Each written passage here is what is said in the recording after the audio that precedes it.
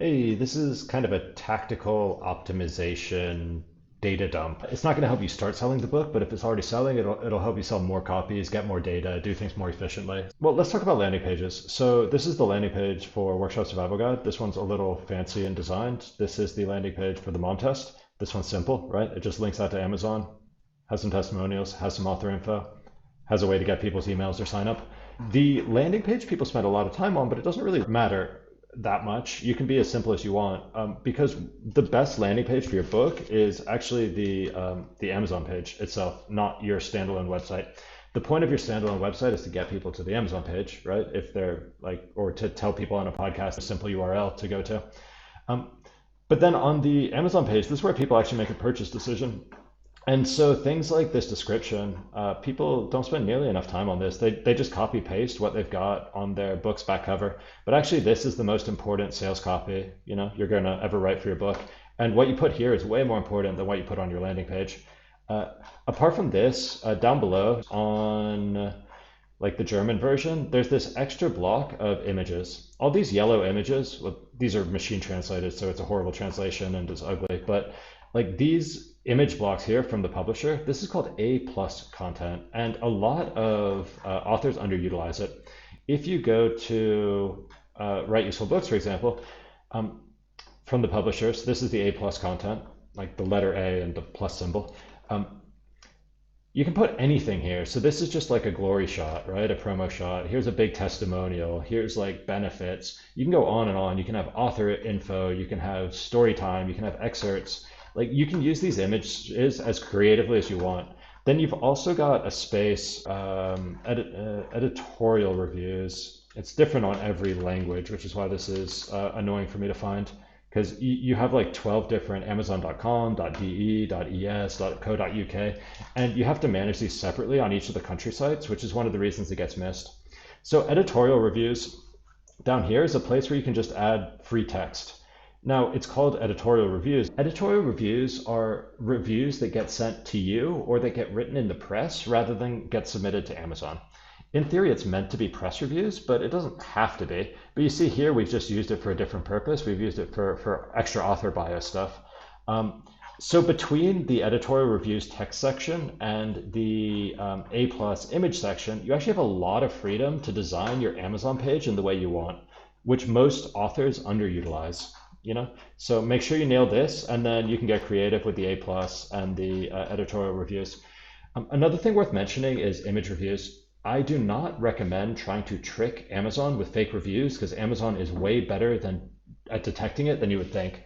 But image reviews are worth trying to encourage a few people to leave them. Like an easy type of image review is for someone to highlight a page they liked and take a photo of the highlight, or even holding the cover in a nice location, or dog ear some pages, right, to show that oh, this is interesting.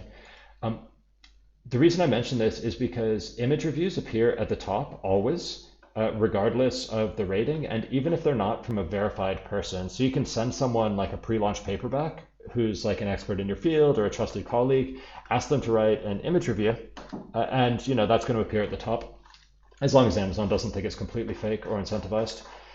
The other thing that's worth doing is the author bio. And I mean, obviously you're going to fill in your author bio, right? But a lot of authors miss it because this doesn't happen during book setup. This happens in a separate place called Author Central. So when you're in your Amazon dashboard, you're like, obviously this is if you're self-published, but you're like, how do you fill out your book page, but then you're like, where's the A plus content? There's nowhere for the A plus content. Well, the A plus content is in the promote and advertise dashboard for some unknowable reason. So where you run ad campaigns or do price promotions, down here is A plus content, and you have to choose a marketplace. Oh, like let me do .com, let me do .co.uk, and you have to go through each of these and upload the same stuff, and it's super annoying.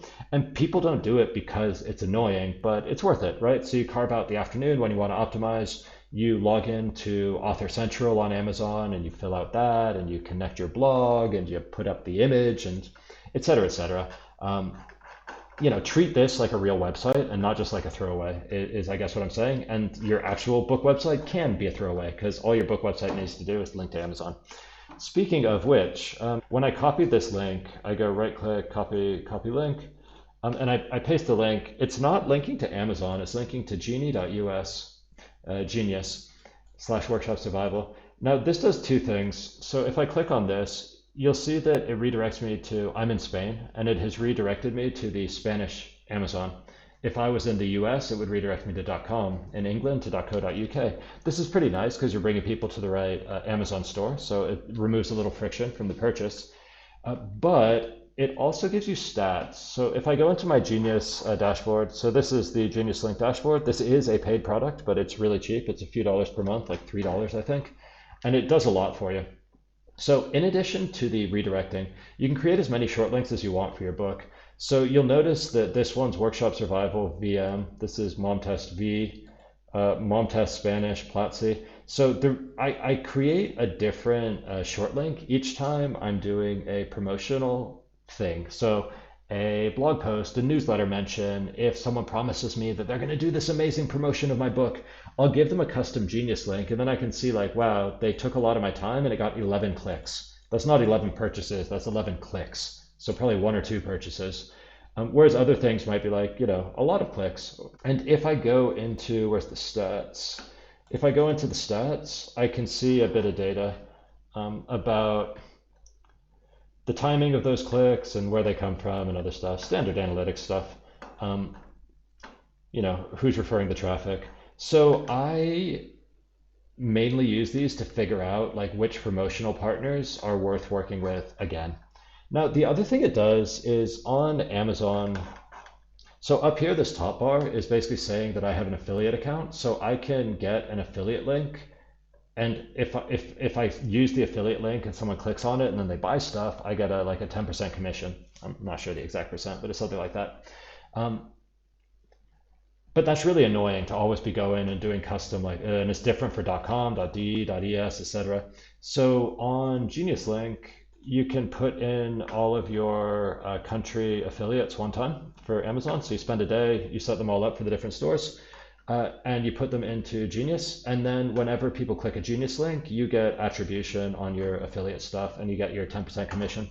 That even works on your own books. So if someone goes to the Workshop Survival website and they click the link to buy on Amazon, it's going through the Genius link and then landing on Amazon. So I'm getting credit for it's connected to my affiliate account, even on my own book through my own website, which is worth an extra 10%. And in some cases, you're only getting like 30% on a paperback if it's a low price and a big book. So going from 30% to 40% is, an increase of a third on your profit margin. So that's like pretty meaningful. So yeah, you can get that affiliate commission, but I find it more valuable just for the data and for the convenience of redirecting. I did a little bit of trial and error with paid promotions with like micro influencers. It's like, hey, we're gonna, give you $400 and we'll do an Instagram post about you, and we've got 200,000 followers and whatever. They talk a big game, and it's really helpful to see how many clicks something like that actually drives, so you can decide if it's worth doing repeatedly or not.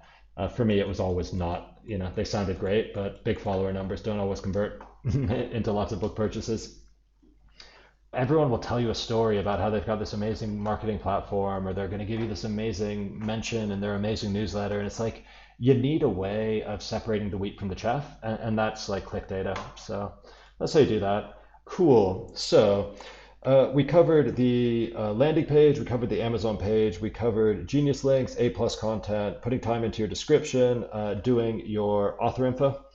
And the other thing that I would recommend that you do is look at your cover and look at the way your book shows up in the Amazon search results, because you want the cover to be like legible and eye-catching at thumbnail size. So when we're thinking about our own book covers, we're often looking at them like all zoomed in, right? Because it's like, oh, it's my beautiful book cover. Look how wonderfully designed it is. That's not the way people usually experience your book cover. They mostly experience your book cover at thumbnail size. So you want something that's legible at thumbnail size, or they can at least figure out what it's about, because they're going to skim down here. They're going to skim down through the thumbnails.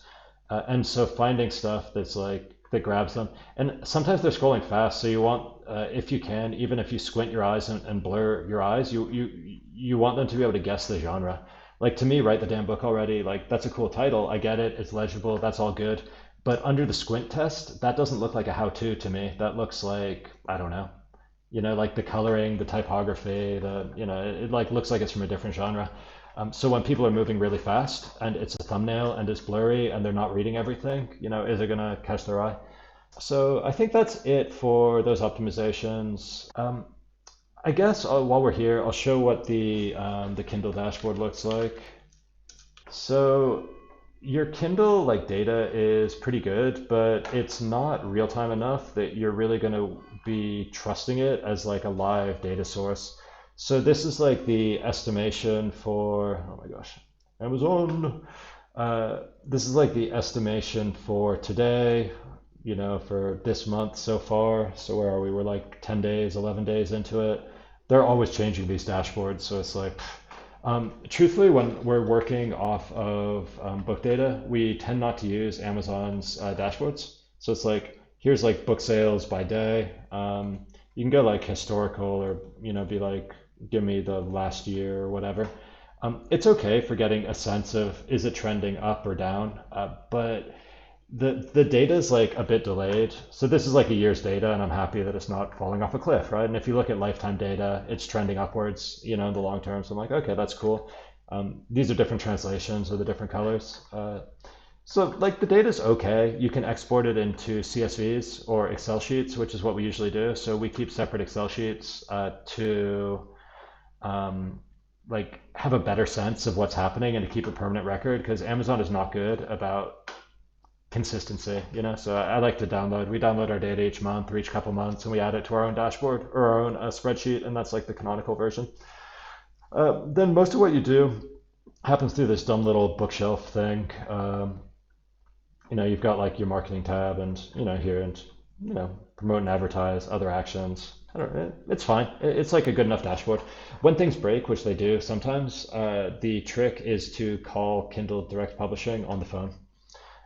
There's actually some stuff that can happen that you just cannot solve by yourself. It's like not solvable through the dashboard, and the solution is always to call them. A specific example would be, so if I go to Momtest US, you can see, oh, that's cool, we're bestseller right now. You can see right now it's like Kindle, audiobook, paperback, and they're all on the same page. Like sometimes you'll find that your Kindle and your paperback and your audiobook are all on separate pages, and for some reason they're not linked together. That's the sort of thing where you can bang your head against the wall for days and weeks and not get anywhere because there's not actually a solution to it in the dashboard. But if you just call KDP by phone, they'll like solve that for you in 5 minutes. So whenever we get annoyed, we just call them. Oh, here's more A+ content that I used. So here oh no, this is automated actually. So this is popular highlights out of Kindle, which is cool. Oh, and then here's my A+ content. So some little doodles and diagrams, some author info, a promo for another book, whatever. Mentioned that there's translations. That's pretty much it. There's not too much else, honestly. Categories used to be a thing you had to think about pretty hard, but now the categories are automated. If you want, you can do discounts and deals through your promotional dashboard. So if I go into Workshop Survival Guide, you can run ad campaigns and you can run like price promotions if you want. Fine. I don't do it. Some authors like to. I think, my books are worth $10 or $20 or whatever they cost, so I don't like to sell them cheap, but some authors like that, especially during seed marketing. And that's like pretty much it. Like it's simple stuff, get the basics right. And the most important thing by far is like treat your Amazon page as if it was a real landing page, marketing page, invest the time in it across all of the .com, .de, .es, even though it's super annoying. It's worth doing. All right. And if you have any other questions or I missed anything or I zipped through too quickly, just ask in the comments or, ping me in the community and I will fill in the gaps.